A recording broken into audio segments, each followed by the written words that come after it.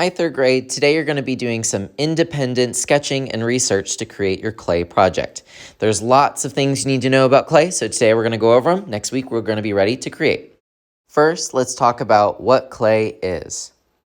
It goes to a factory so that they can make it pure, and that's why it's not like filled with bugs and worms and stuff. But it's basically a piece of mud that has a lot of history. A lot of different cultures have used clay. When people discovered clay, they noticed that it would dry super hard. It would dry bone dry, which means it's as dry as a bone. It has kind of the texture of a bone. Then they would put it into a kiln, and we have a kiln at school, which is an oven that goes up to 2,000 degrees. So here's the classroom. Over here is where the kiln is. No students are allowed in here. This kiln gets up to 2,000 degrees, has a giant vent. So basically you think of this as a big old oven. Once it gets out of the oven, it's much harder, still a little bit fragile, but then it makes a great surface for paint. Here's some things you need to know about clay. Clay is really good at absorbing water. When we work on this next week, you're gonna have a little bit of water and you're gonna need to use it to kind of form your clay. If it ever gets dry, just add more water. But you'll notice next week, I'm only gonna give you a little bit of water.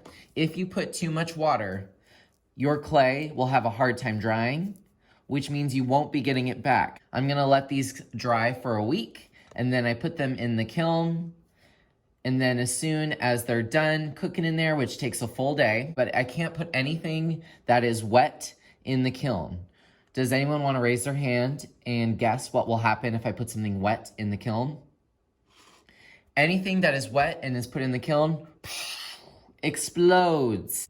One thing that makes natural clay different from the clays that we have right here that are man-made is that you have to slip and score. Raise your hand if you know what slip and score means. They had to slip and score teeth and ears. They made something that they wanted to put on their clay. But with clay, you can't just stick it on there, because when this fires, when it goes in the kiln, guess what? It's just gonna pop right off because there's gonna be an air bubble in there and it's going to explode. If I want to attach something onto this piece and I don't want it to fall or break off, you're going to have to score it. Score it means you're taking something like this plastic needle here, and I'm just drawing little marks, little tallies in different directions.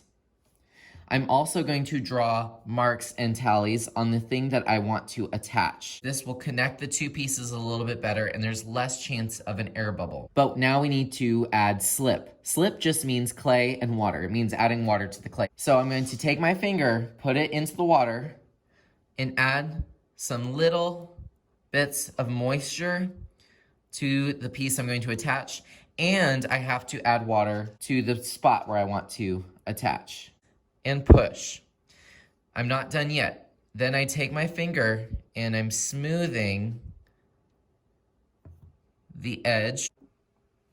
All right, third grade. So today we're gonna be starting our pinch pot project. We're not gonna be using clay today just because I notice every single year if I just show up one day and you're using clay, there's always that one person who gets super frustrated and boo-hoo-hoo because they don't know what they're doing. So I'd like to give y'all a day just to think about what you're gonna do, plan it all out, send me a sketch.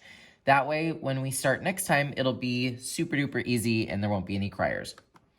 We're gonna be doing something called a pinch pot. If you were here last year and created the germ, which unfortunately because of COVID, we couldn't ever take home, you've already done one before. Last year we did a germ, but this year I want you to think outside the box and maybe do an animal. I have a student named Jalen who's very obsessed with dinosaurs, so I could totally see him doing this. Maybe you want to do something really crazy like this cow. I'm just looking on the internet right now for pinch pot animals. This can help you brainstorm an idea for today. All right, I'm gonna give you your resources today. I had you guys bring your Chromebook and headphones because there is a video that I want you to watch on here, and it has so many great ideas. And if you could, please go ahead and go to classwork, and I want you to find week 28, and then give me a thumbs up. All right, week 28, Introduction to Clay. So I've opened the 1, 2, 3.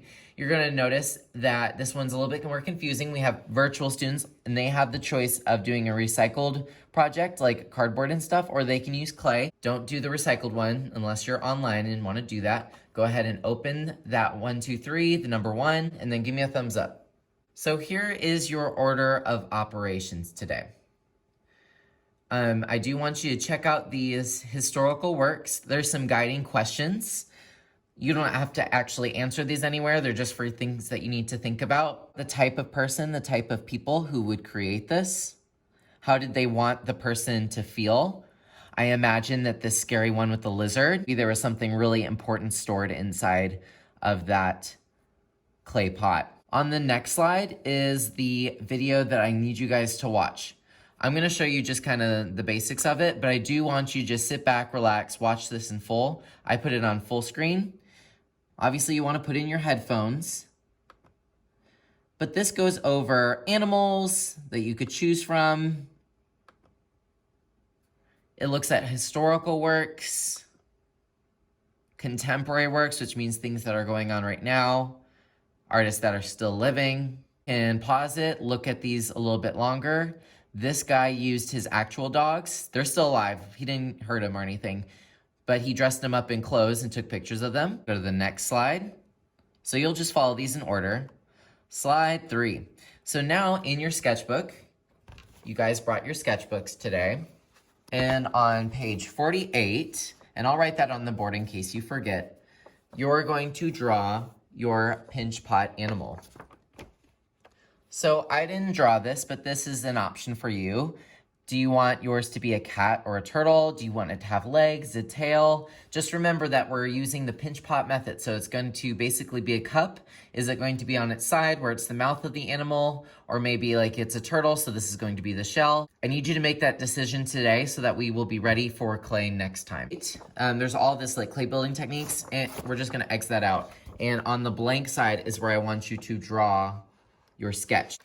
If you have no idea what kind of animal you want to do, I did link a Google image search in here. So like if you click right here on activity 3, use Google image search. If you click that, it will take you to just a basic Google image search where you can find that cow or dog or possibly an animal.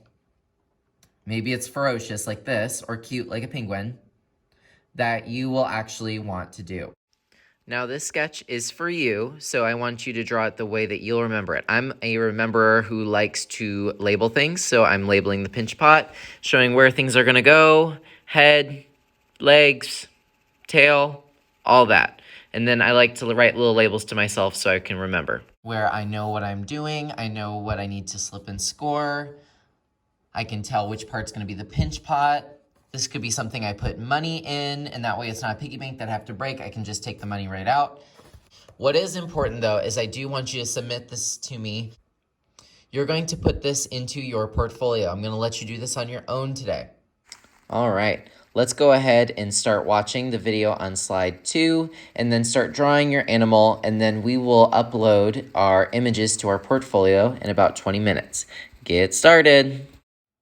You can swipe up on your screen, which I think is the easiest way, and just type in art, A-R-T, and you should see your portfolio pop up with your name on it. Or if that is just too intense for you, you can go to the top of classwork, your portfolio, and you'll find it linked at the very top of classwork. When you open your portfolio, you're gonna scroll all the way down, scroll, until you get to our sculpting unit.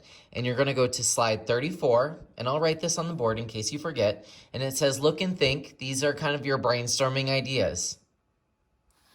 You're going to insert a photo of your sketch. So you're gonna go to the top left, press insert, as always, image, camera, and then of course, take a photo of what you've created. Once you've taken the photo, press insert, and voila. Now I don't need to look and open your sketchbook. I can just look into your portfolio and kind of see what you're doing next week. If you don't like the photo, remember you can go to format options, adjustments. I like to bump up the contrast a whole lot because it can be hard to see on the computer. There we go. and then make it a little bit bigger. But don't just stop there. This is okay. I mean, at least I have your sketch, but find some images that you like. You can press insert, image. Is there a picture of a cute pig? Or cute dinosaur or whatever? I'm gonna name him Wilbert. And I'm gonna scale him down a little bit and maybe put him right here. You can also just do a Google image search, and maybe there's an image that you want to copy. So if I looked up pinch pot pig, look, there are some really cool images. The one that I think looks most like what I want to do, and actually I kind of like this idea better because then I don't have to do a head. I'm going to keep this image. I'm going to take both my fingers, scroll over the image, take two peace sign, click, and then you're going to see an image that says copy. And then once you've copied it, you can go back to your art portfolio, go back, two fingers like a peace sign, click, and then it will give you the option of pasting. And you can paste a picture in here. And that way you'll have something to think about for this week. And you'll be so prepared for next week. I also want you to try out the background. Make this something that you like. When we have something that we like, we're going to remember it better. They don't have a pink, but they do have like this light red.